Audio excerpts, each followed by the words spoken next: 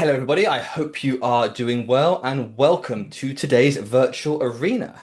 Now, today we are looking at build or buy in the age of AI, where differentiation still matters. Joining me today, first of all, we have author, speaker, and she wants to be called a thought leader. We have Theodora Lau. Theo, how are you doing today? Fabulous. Thank you so much for having me, my dear friend.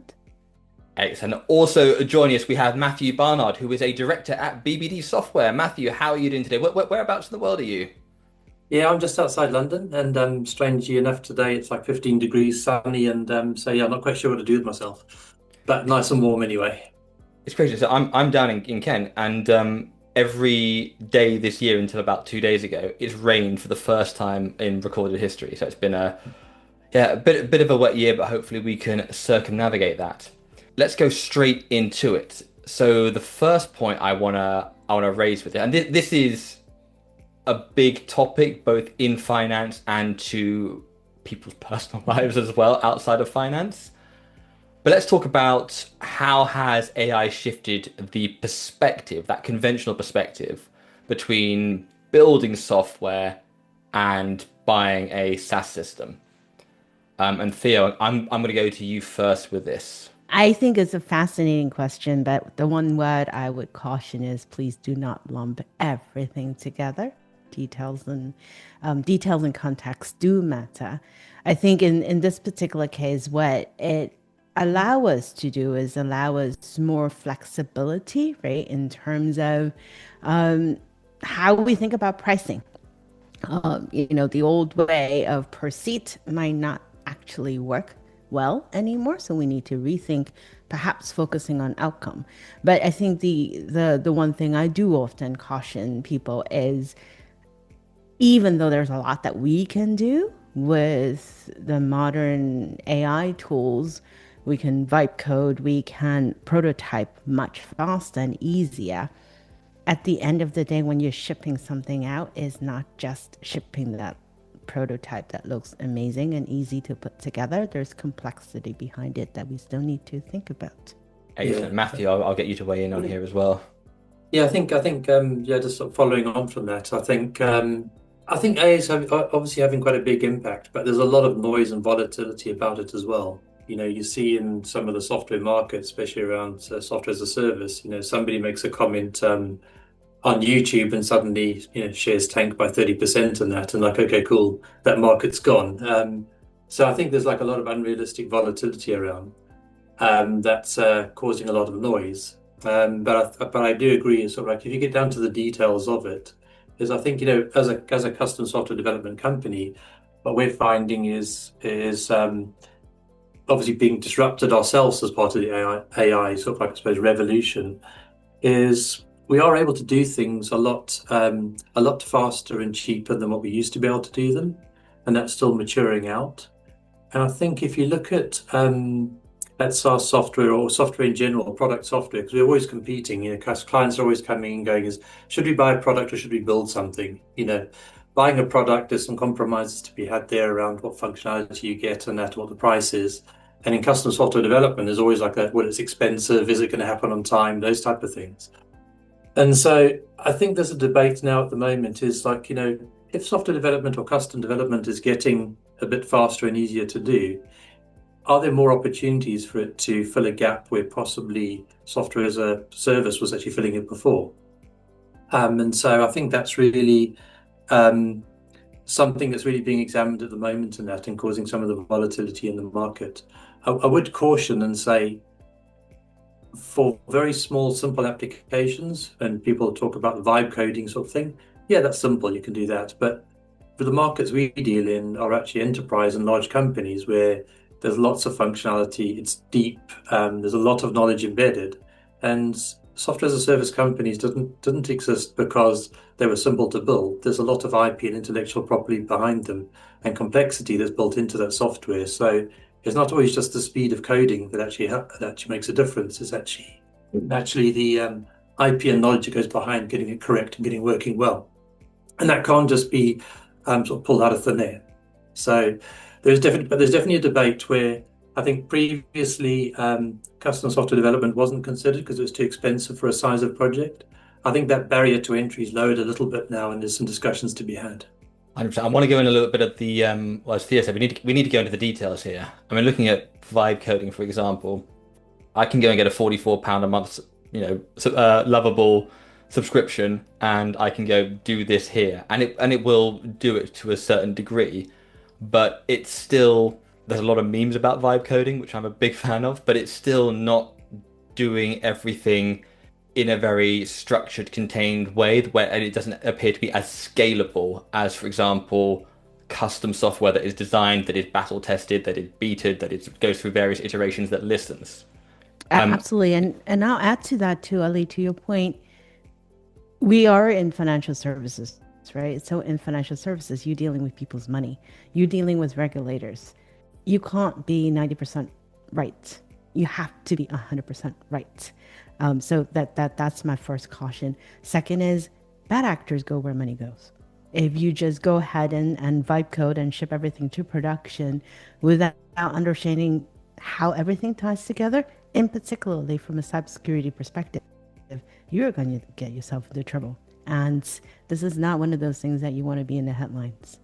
yeah, again, financial services, if you are working 99.99% of the time correct, that is not good enough. And that obviously is the danger with that. Doesn't mean that it's not helpful, prototyping, putting something together. But again, you've got to be so 100% on the ball with this. Let's go on to the second point, which is around enterprises. Because AI is here, people are using it. Where do you think enterprises should build an AI capability on top of cloud primitives? And Matthew, I'll go to you with this one first. Where should enterprises build on AI capability? I think, I mean, what we see with our clients is everybody's experimenting, everybody's learning, everybody's growing, and the difficulty is what you learned 2 weeks ago has been replaced, today, and what we know today is probably going to be replaced and changed in 2 weeks and that. But you can't be a bystander on the journey. You actually need to be involved with it, and so even what you're doing today, you suspect you may be irrelevant in, say, a month or two. You still need to be on that journey of actually learning and growing. I think where we currently see where we're investing our learning, investing our learning with our enterprise clients as well, is really a little bit around agentic AI. So where we're actually creating agents with very specific skills and context in that, and trying to sort of like replicate some of the work that's actually done by a human, whether it happens to be a business analyst, project manager, or a developer or a tester, is actually replicating that in as specific agents, and then we're orchestrating those agents to do various tasks and that, and that seems to be the level that's changed in the enterprise, because as Theo was saying, at the enterprise level, you can't be just about right. You have to be very right. And so some of the software development practices that we've had previously in terms of how do you actually create very clear specifications, very clear outcomes, break that up into manageable chunks, and then build it, and then test and verify that it's actually built as expected. That's becoming something that the enterprise is actually investing in, and so we're putting quite a lot of work into that. So it's like within the enterprise, it's the ability to do software development at a detailed and accurate level, covering things like security, the accuracy of things. So doing it like that at enterprise level rather than the vibe coding, which is where things really started off at. So there's a level of maturity that's actually growing, that's actually becoming really important, and that's now making it accessible for enterprises to start doing work and taking advantage of some of the AI models that are there, rather than necessarily just the vibe coding thing, which I think we've got things started off, if you know what I mean. Absolutely. Theo, can I get your take Yeah, on here yeah. on where they should build AI capability? I agree with everything you just say too, Matthew. I know we're not supposed to agree on everything, but I actually do. And I'll add to it too, to the question around enterprise and the history, right? And the knowledge and the know-how that they've been running systems and solutions, and they know the market really, really well. Into it, for example, that's one that came out with a story recently that talked about, as much as we think that there are a lot of things that can be automated and replaced by AI, They literally came out and say, we have the data, we have the interface, we know our market, we know the nuance that you will go into working with specific businesses. I think where the technology can excel is to be a layer that you can abstract some of the complexity out. But, I would again caution there are a lot of things that you really should not be using the technology for. One of the saying that I've been hearing quite a bit lately is it does not math, and it is true, right? So it is really, really good tool in making things more efficient. It is a good tool to help you analyze what you already have. So going in, the one thing I'll say is know exactly where you want to deploy the technology, and it's not something that can solve everything, but it is immensely powerful if you can apply it properly.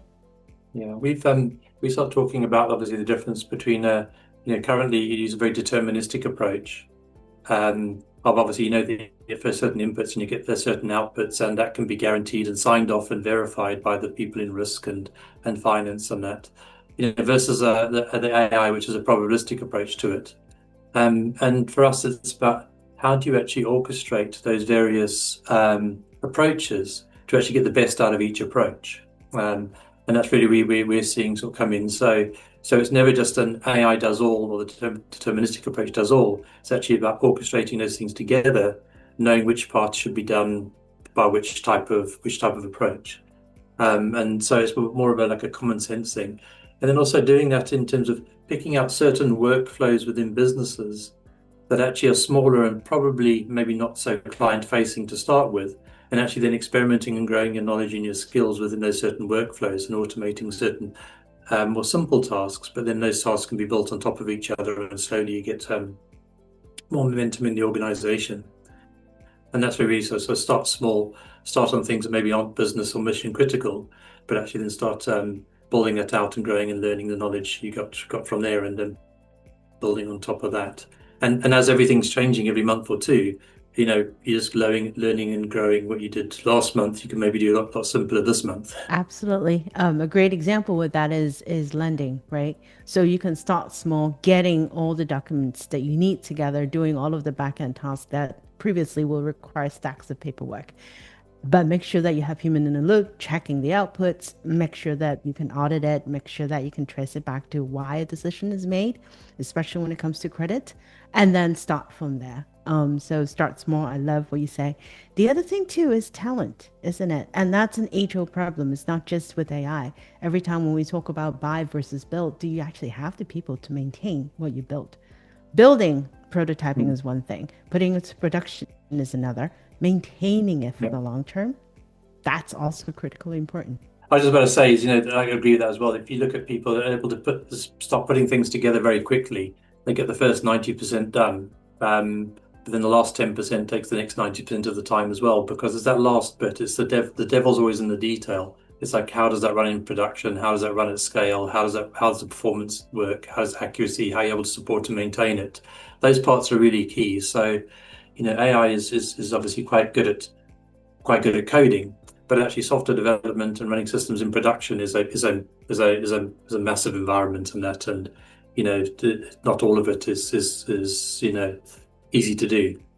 So yeah, there's elements of it, but yeah, getting it right and the devil in the details is really important here, and probabilistic approaches to doing things don't necessarily deal with those details that you need, and those fine details are actually really important in finance.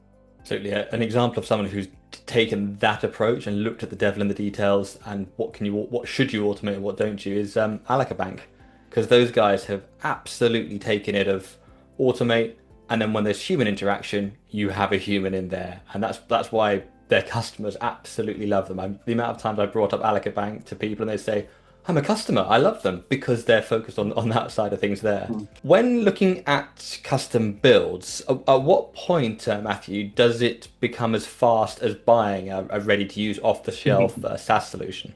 Yeah, I'm not sure we're there yet, to be honest. And I'm not even sure that's the right sort of comparison and question. I think there's actually a place for both, and there'll always be a place for both. I think to me the balance is often people may have bought SaaS software because they're getting, say, 30, 40, 50% of the functionality they want, but they're actually paying for everything. Paying the full license fee for everything they've got. But they would have, well, if I could pay half the license fee and get the functionality just what I wanted, I would actually like to do that, but they can't. But when it comes to custom software development, you get obviously exactly what you want, but there is the risk of it not working, the support and maintenance, everything that goes afterwards. I think there was a sort of continuum. One was a very obvious at one side, I'd choose SaaS software, and the other side is I'd definitely do custom because there isn't a product out there that does what I want to do. But I think the middle ground of that is there's a lot of stuff in there where people were 50-50, should I, shouldn't I? I may be using 20% of the software. And now, given I suppose the business case for building is becoming a lot better, and maybe a lot more cost effective, I think then some projects that would have potentially not be done or be done through product or SaaS software are now actually up for debate of actually, hold on, we could actually custom do this. We could actually build this what we wanted to do rather than necessarily live with something that met most of our requirements, but not all of our requirements. So I think it's changing there. What we do see in a lot of our larger enterprise clients, there's a lot of legacy COBOL out there, still tons of it running. And those projects would have taken, years to write, years to replace and all of that. And it will still take a reasonable amount of time, but those projects now, which are now probably becoming more viable, some of the estimates we've put in that would have been, say 100 when we originally quoted them. Now, when we're looking at them, we're going, well, hold on, we think we can do that for like 75 or 50, half the price of what it would have done 3 years ago if we're doing it. So there's certain use cases and environments where definitely the business case has changed on that. So yeah, so definitely I think the ground is changing in that, and customers are looking at projects that weren't necessarily viable and going, hold on, we could do this, or we're paying a lot for that software as a service product, but we actually, maybe we could actually move off, maybe we could just custom build exactly what we want because we're not using the majority of it. So business case is definitely being thought about at the enterprise level. I like what you're saying, and I love your example, Matthew, around upgrading the stack from Kobo. We definitely do see that in the US as well. The one thing I would caution though is, and this again is not specific to AI, but when we start doing a lot of custom builds, you could run into a situation where a few years down the road, you look at what you have, it's like, oh, wait a minute. We now need to pull everything back together. We might need cleanup. You will run into potentially a different challenge, if you will. And the one thing using the technology tools to prototype is another thing to think that will actually help you get faster to production.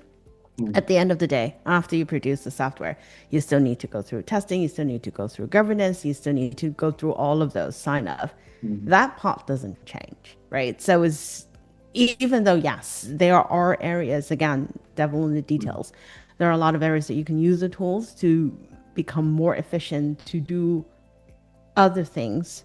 For example, some of the workflows that you were talking about, speeding that up, there is still a need for, is discipline the right word for it? But discipline and focus. Yeah, I think, and the structure around that, there's Yes. like you say, is getting software into production, even once it's written, is a large task. It takes a lot of time, a lot of detail, a lot of focus and that. And so some of that's not going away. So I think some of the coding aspects are the things that are maybe being eaten and attacked at first. But even there, you've got to be careful about how you do it, and that's really where we're spending our time and effort, is actually really understanding is how do we break apart, and document and understand large enterprise systems down into smaller packages and aspects of work that we can actually then change and modify and deliver in small increments, rather than necessarily think you're just going to change a whole code base at once or a whole system at once. It's about breaking it down. We've got somebody in our organization doing quite a bit of work around business analysis.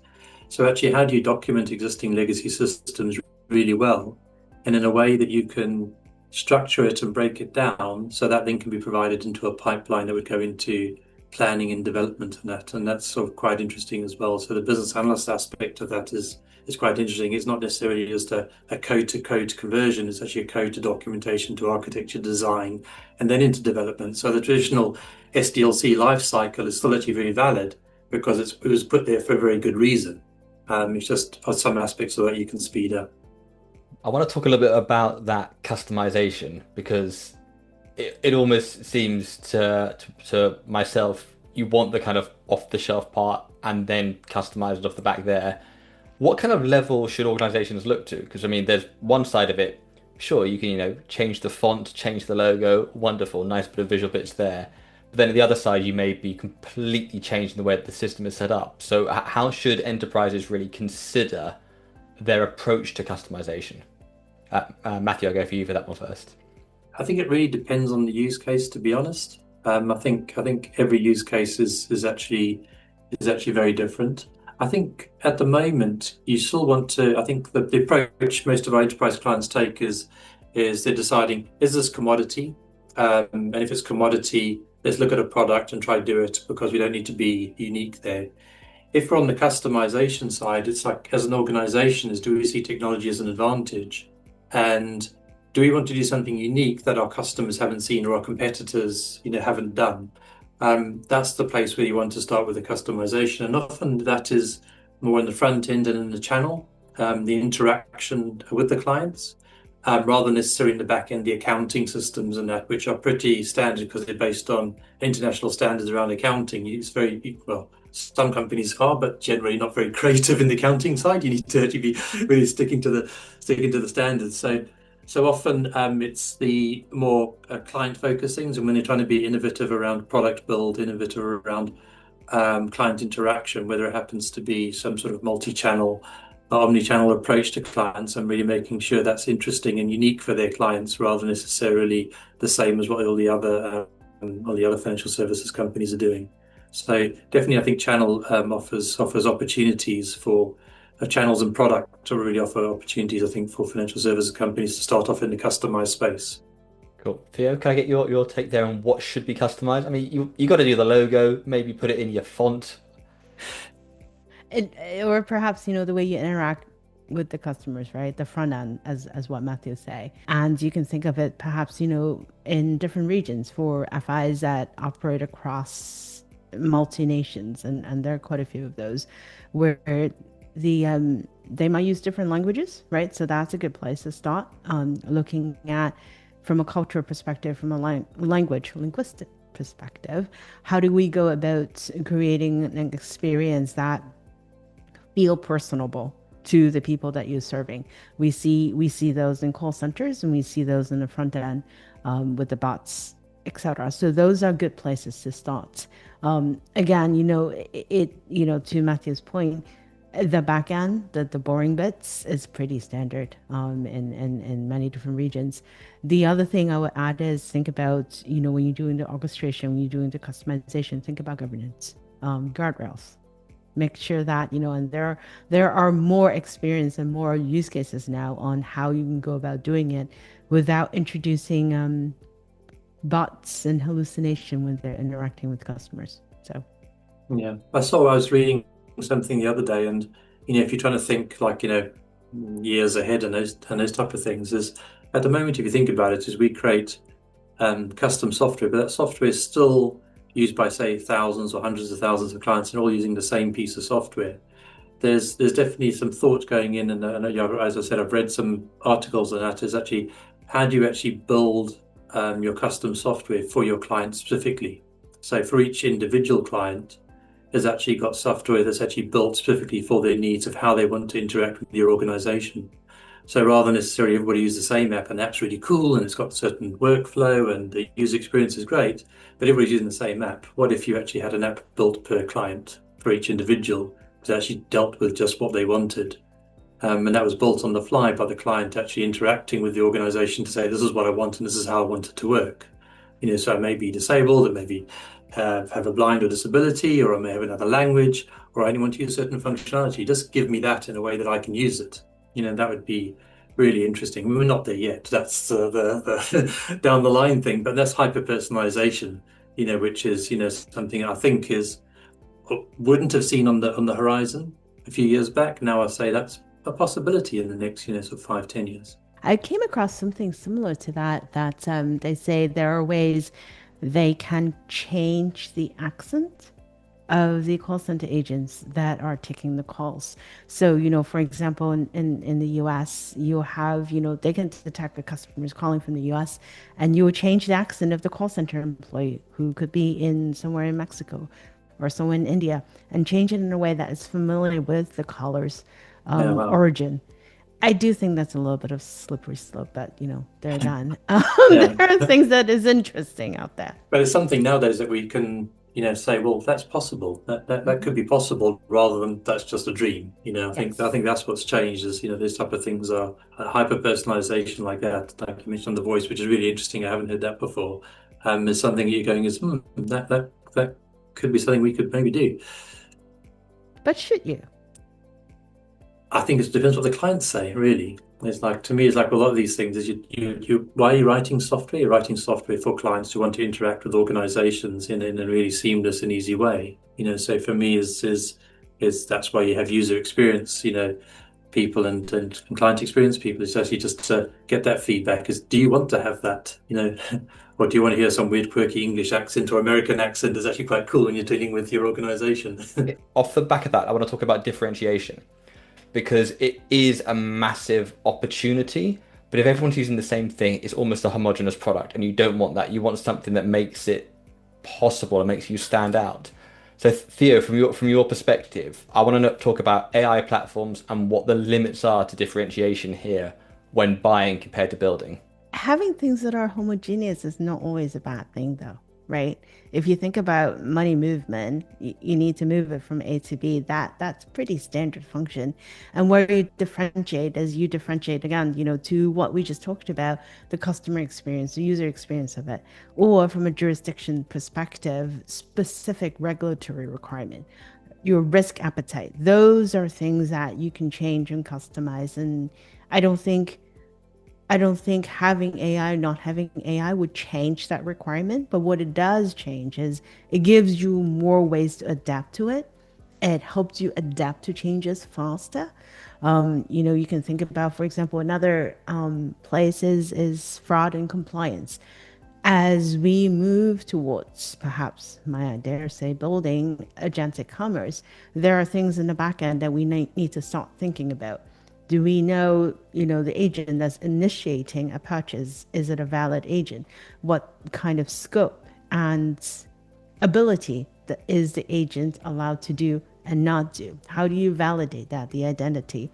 Um, a friend of mine, his analogy, and he puts it in thought, is really interesting, is think of an agent going from point A to point B, and now you have a different way or faster route to get from point to point. And, in that sense, how do you know that is the right route that's supposed to be taking? In whose interest is it serving? Is it the merchant's interest, or is it the person who's building, or the organization that's building the route? Is it their interest, or is it acting on the interest of the customer? So those things are things that you can change and differentiate based on how the market is changing. And I think that's what technology allows us to do faster and easier. Yeah, I agree with that. I think, if you look at the models, they're all really, I think, honing in and going to a similar destination, offering very, very similar functionality in it. And one's beating the other and the next one's beating the other in it. But they're all, I think, heading in a certain direction. I think it's the wrappers we put around them and how we use them and how we use them in very specific use cases, as Theo just mentioned, is I think where the differentiation comes from. So it's not necessarily in the actual the platform itself, or in the underlying models. It's actually in actually how we actually use those to deal with very specific use cases. And I think as we mentioned before, is I think that differentiation comes from is how can we hyper personalize that to make sure that we're doing really, really specific things for clients that they really want, and also doing certain roles and jobs and functions that are appropriate for that, and making those really good, and really reliable. So I think that's where the differentiation comes in, is in the app layer around the models rather than necessarily in the models or the underlying platforms themselves, because they're all heading in a very similar direction. There's a little twinkle in your eye, Matthew, when talking about that hyper personalization. I can see that you're almost itching to build around that. I do like the idea of that if it's done in a concise and sensible way. Hmm. Looking on the future over the next 12 to 18 months, what are some of the trends that you think are going to shape decision making around this for 2027? I think it's very hard to actually look to 12, 18 months ahead because things are changing like every month. It's like, what we're doing today, last year November, I thought, oh, well, that's not possible, and it's possible today. So I think our timelines at the moment are we talking, a couple of months, a quarter, rather than necessarily a year or 18 months, because things are changing so quickly. But I think I think there's probably going to be a like a realization correction of, yes, there's lots of things that can be done, but should they be done? And, are we doing the right types of things and that? So I think I hope a level of common sense and being pragmatic will come into it, because I think at the moment there's a lot of noise, and if you spend too much time on X or Twitter, on social media in general, you're like, oh my word, what am I doing? Where's the world going? Um, I do think that for us, what we're focusing on is how do we build that software factory? How are we actually taking certain parts of the SDLC cycle and making sure that we can build very specific agents that can do very specific jobs, that could work in a larger enterprise to do what it is they need. And so for us, it's actually working with those customers to build out those very specific agents, whether it happens to be a business analyst agent, a systems analyst agent, or a developer agent that has its own context, its own skills, but also the context of that organization to be able to produce enterprise quality software. With what we spoke about before around issues around performance and security and accuracy and that. And so I think the maturity, I think, is we've gone from the vibe coding place where we've been in the last year or so to actually, like, how do we make this real for the enterprise, the large enterprise?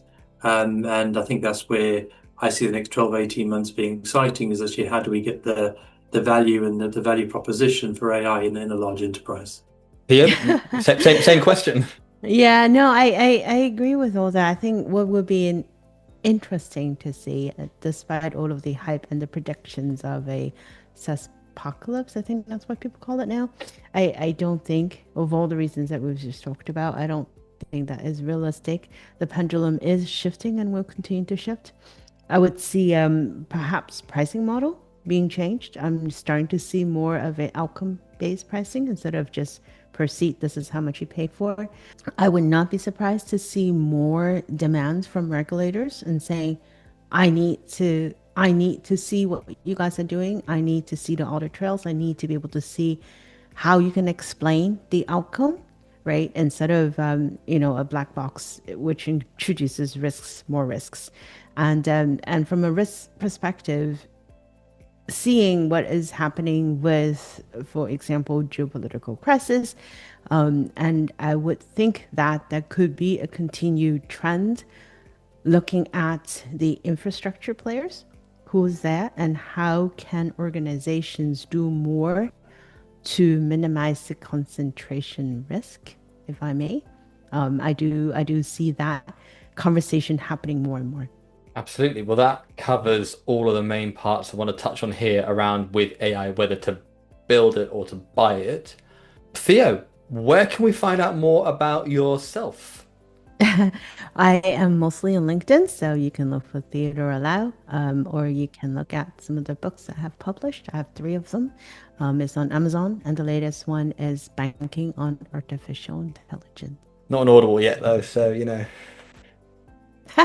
Not yet, but I do run the podcast. It's been going for 6.5 years, so that is the one way that you can listen to what we talk about. Absolutely. And Matthew, where can we find out more about yourself and the work you're doing at BBD? Yeah, so for myself, just LinkedIn, Matthew Barnard on LinkedIn. You find me pretty easily.